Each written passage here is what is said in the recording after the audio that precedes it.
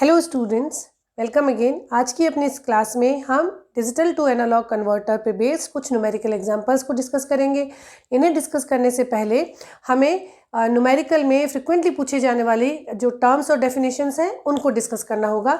Generally अगर हमसे ये पूछा जाता है कि फुल स्केल वोल्टेज, जिसे कि हम FSV ऑफ DAC बोलें, तो FSV ऑफ DAC आप कैसे कैलकुलेट करेंगे?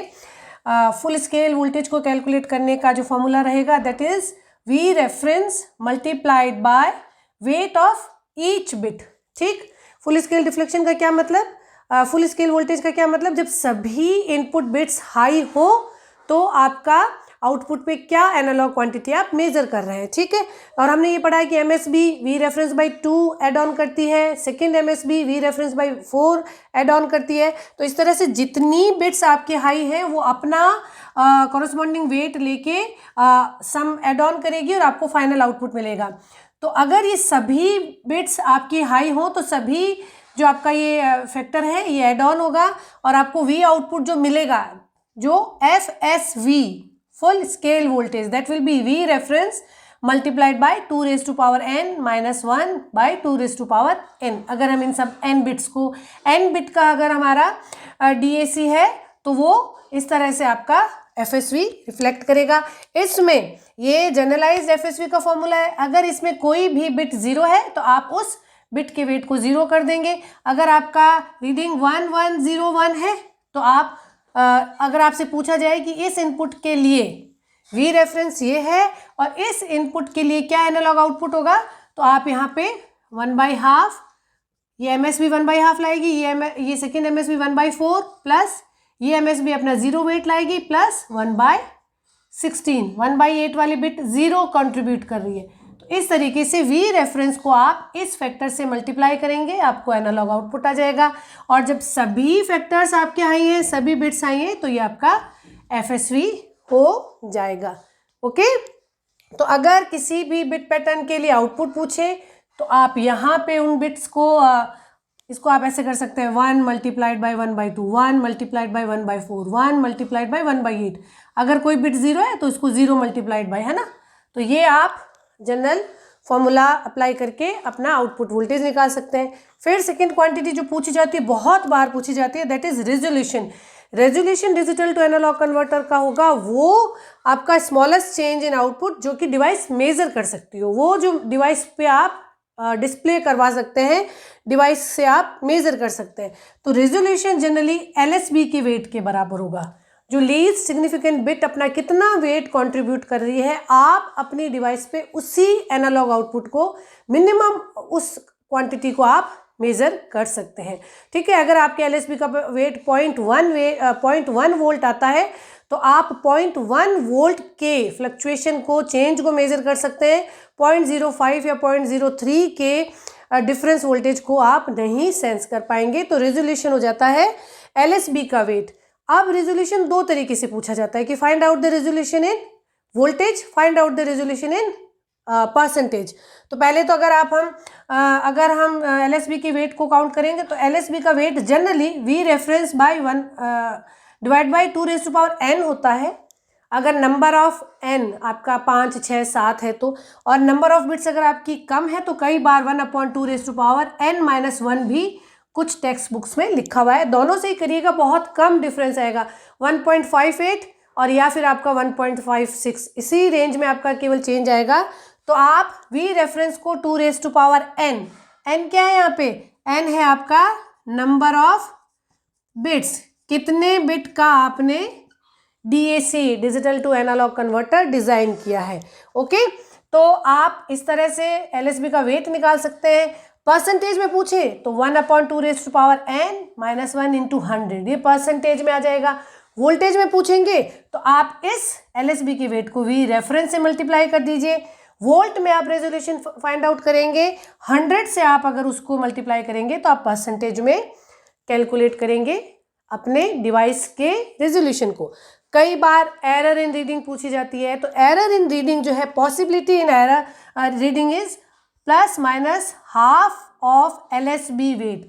अगर आपकी LSB 0.1 वोल्ट का वेट कैरी करती है तो देयर इज अ पॉसिबिलिटी कि आप उस वेट से प्लस माइनस हाफ वेट के फ्लक्चुएशन में रीडिंग दे रहे हैं, क्योंकि आप 0.05 के वेट को नहीं रीड आउट कर पा रहे, तो आप उसको जो राउंड ऑफ करके लाएंगे तो आप इतना एरर जो है वो रीडिंग में दे सकते हैं। अगर आपका रीडिंग आया 3.5 वोल्ट और अगर आपकी जो LSB है वो 0.1 वोल्ट का वेट रखती है, तो आपका जो एरर है वो 0.05 वोल्ट का हो सकता है। तो आपको रीडिंग में प्लस माइनस एरर करके आप रेंज ऑफ रीडिंग का भी आंसर दे सकते हैं। Basically there is a possibility of a variety of problem formation, और डेफिनेशंस को भी बहुत ट्विस्ट करके आपसे प्रॉब्लम्स पूछी जा सकती है। तो आप थोड़ा ध्यान से इन टर्म्स को और इन डेफिनेशंस को नोट्स बना के और बोल्ड अक्षर्स में आप लिखें, ताकि आप इन्हें रिकॉल कर सकें और इस पे किसी भी लैंग्वेज में प्रॉब्लम पूछी जाए तो आप बहुत आराम से करेक्ट आंसर दे पाएँ। यहाँ पे जो न्यूमेरिकल पार्ट है वो बहुत कम टाइम लेता है, लेकिन ये इवन एक कलेक्टिव छोटी छोटी डेफिनेशन को इकट्ठा करके एक सब्जेक्टिव प्रॉब्लम भी बना दी जाती है। तो हम इन डेफिनेशंस पे बेस्ड एक एग्जाम्पल प्रॉब्लम को भी डिस्कस कर लेते हैं, ताकि आप समझ पाएँ कि प्रॉब्लम कैसे बनेगी और कैसे हम उसका रिप्लाई देंगे। एग्जाम्पल प्रॉब्लम नंबर 1 में आता है 6 बिट R2R लैडर DAC। ये जो डेफिनेशंस है ये चाहे आपका वेटेड रेजिस्टिव जो बाइनरी वेटेड रेजिस्टेंस हमने पढ़ा था, ये जनरलाइज उस पर भी अप्लाई होगा, R2R लैडर के DAC पे अप्लाई होगा। जब आप डिजिटल से एनालॉग कन्वर्ट कर रहे हैं तो ये जनरल टर्म्स है, टाइप लिख देने से आप उसमें कंफ्यूज नहीं होइएगा। तो R2R ladder DAC has a reference voltage of 6.5 volt. It means जब आप लॉजिक 1 अप्लाई कर रहे हैं तो आप उस इनपुट नोड पे 6.5 वोल्ट दे रहे हैं, चाहे वो आपका बाइनरी वेट वाला रेजिस्टेंस वाला DAC हो, चाहे वो R2R हो। ठीक है, तो जनरलाइज्ड आपका V रेफरेंस वो इनपुट है जो लॉजिक 1 को रिप्रेजेंट कर रहा है। तो ये कितना आ गया, V रेफरेंस हमें मिल गया है 6.5 वोल्ट, इसे अंडरलाइन कर लीजिए। फिर पूछा गया है फाइंड ए सेक्शन में क्या पूछ रहे हैं, resolution in percent and volt. आपको रेजोल्यूशन कैलकुलेट करना है परसेंट एंड वोल्ट में। तो परसेंटेज में कैसे रेजोल्यूशन निकालेंगे, 1/2n-1। 3 से ज्यादा हो तो 1/2n से आप कैलकुलेट कर सकते हैं। परसेंटेज में क्या आ जाएगा आपका, परसेंटेज में रेजोल्यूशन हो जाएगा, इसको अगर हमें निकालना हो तो 1/2⁶ इंटू 100, ये LSB का वेट होगा। ठीक, तो कितना आ जाएगा ये ऑलमोस्ट, ये आपका ऑलमोस्ट आ जाएगा 1.59%। ठीक, 2⁶ कितना हो जाएगा, ऑलमोस्ट 64, ऑलमोस्ट नहीं, इट्स 64। ठीक, तो 1.59%। वोल्ट में पूछा जाए तो वोल्ट में आप क्या लिखेंगे, V रेफरेंस को आप 2⁻n से डिवाइड कर देंगे। V रेफरेंस कितना है, 6.5 डिवाइड बाई 2⁻6 दैट इज 64। तो आपको ऑलमोस्ट 0.1 वोल्ट इसका रेजोल्यूशन है।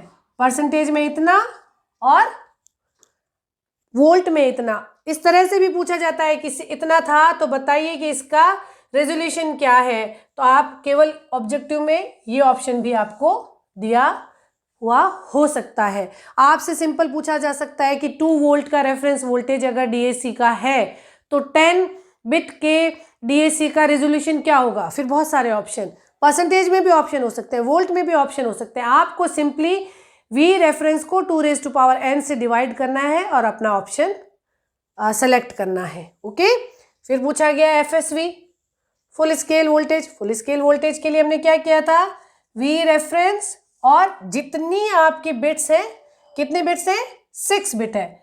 तो देखिए 1/2 plus 1/4 plus 1/8 plus 1/16 plus 1/32 plus 1/64, जिसे हम क्या लिख रहे थे, V रेफरेंस। ठीक, और 2⁻n-1/2⁻n। ठीक, या इसे ऐसे लिख सकते हैं, V रेफरेंस 1 - 1/2⁻n। तो ये आपका कितना आ जाएगा, V रेफरेंस क्या है 6.5, 1 - 1/64। तो ये आपका ऑलमोस्ट आ जाएगा 6.5 ना, तो ये आ जाएगा आपका 6.398 वोल्ट। ठीक, आप मैक्सिमम 6.5 अगर रेफरेंस के लिए डाल रहे हैं तो आपको 6.398 वोल्ट फुल स्केल आउटपुट मिलेगा। ओके, नेक्स्ट प्रॉब्लम में पूछा गया है आउटपुट फॉर 01100 6 बिट का पैटर्न ये है, सारी बिट्स हाई नहीं है, इस पर्टिकुलर आउटपुट के लिए, इस इनपुट के लिए आउटपुट कैलकुलेट करो। हमने आपको बताया था बहुत सिंपल कैसे कैलकुलेट करेंगे। Output will be we reference और हर बिट का वेट से मल्टीप्लाई कीजिए। जैसे ये तो नहीं है तो 0 प्लस इनका वेट क्या है 1/2, 1/4, 1/8, 1/16, 1/32, 1/64, ये वेट है ना। तो ये अपना 0, 1/4 प्लस 1/8 वाली बिट भी हाई है, प्लस 1/16 वाली बिट भी हाई है, प्लस ये 0 है, प्लस ये 0 है। तो ये आपका आंसर आ जाएगा ऑलमोस्ट, अगर इसको सॉल्व करेंगे 6.5, वी रेफरेंस को 6.5 रखेंगे तो ये आंसर आपका आ जाएगा 2.84 वोल्ट। आई होप कि आपको स्टेप बाय स्टेप समझ में आ रहा है कि न्यूमेरिकल किस तरह से बनेगा। ये एक सब्जेक्टिव प्रॉब्लम है, 10 नंबर का आपका मेंस में ये प्रॉब्लम आ सकता है। इसके एक एक पार्ट आपके ऑब्जेक्टिव में आ सकते हैं, तो बहुत प्रॉब्लम्स बन सकती हैं और बहुत ही इजीली कैलकुलेट होने वाली प्रॉब्लम्स रहती है। सिंपल फॉर्मूला बेस्ड आपकी प्रॉब्लम्स हैं। ओके, फिर ये जो डी पार्ट है उसको थोड़ा ध्यान से देखिए। उसमें पूछा गया रेंज फॉर सी। इस स्टेटमेंट का क्या मतलब है? इसमें ये पूछ रहा है कि जो सी में आपने आउटपुट कैलकुलेट किया है उसकी क्या रेंज हो सकती है। तो रेंज कैसे कैलकुलेट करें? रेंज होने का क्या मतलब, आप इसमें आउटपुट और एरर की पॉसिबिलिटी को ऐड ऑन कीजिए। तो रेंज कैसे निकलेगी? Range equals to reading plus minus error, है ना। तो हमें क्या रीडिंग क्या है, ये सी में रीडिंग आई है 2.84, इस आउटपुट के लिए रीडिंग ये आई है 2.84। हमें एरर की पॉसिबिलिटी को ऐड करके रेंज फाइंड आउट करना है। पहले हम क्या पता करें, एरर। एरर क्या होता है? Plus minus half of LSB weight, ठीक। तो plus minus half of LSB का वेट क्या आया था? LSB का वेट जो कि रिजोल्यूशन होता है 0.1 वोल्ट, 0.1 दैट इज 0.05। एरर क्या आ गया है? 0.05। तो रेंज क्या आएगी? Range will be 2.84 plus minus 0.05 volt, ठीक है। इसमें एरर भी पूछ सकते हैं, रेंज ऑफ रीडिंग भी पूछ सकते हैं, तो आप इस ऑप्शन को करेक्ट सेलेक्ट करेंगे। कई बार आपसे DAC की डायनामिक रेंज भी पूछी जा सकती है। तो डायनामिक रेंज जो है, डायनामिक रेंज अगर आपसे पूछे तो आप उसको मेंशन करेंगे 6n, ठीक है। कुछ न्यूमेरिकल प्रॉब्लम्स में मैंने डायनामिक रेंज फाइंड आउट करने का भी फॉर्मूला देखा है। तो डायनामिक रेंज जो है वो आपके किसी भी DAC के लिए 6n को आप ऑप्शन को सेलेक्ट करके करेक्ट आंसर चूज कर सकते हैं। आई होप कि बेसिक डेफिनेशंस और उस पे इस एग्जाम्पल प्रॉब्लम को करके आपको ये कॉन्सेप्ट समझ में आया होगा। हम DAC पे बेस्ड वैरायटी ऑफ प्रॉब्लम्स को अपने अपकमिंग वीडियोस में कंटिन्यू करेंगे। Keep learning, keep watching. Thank you.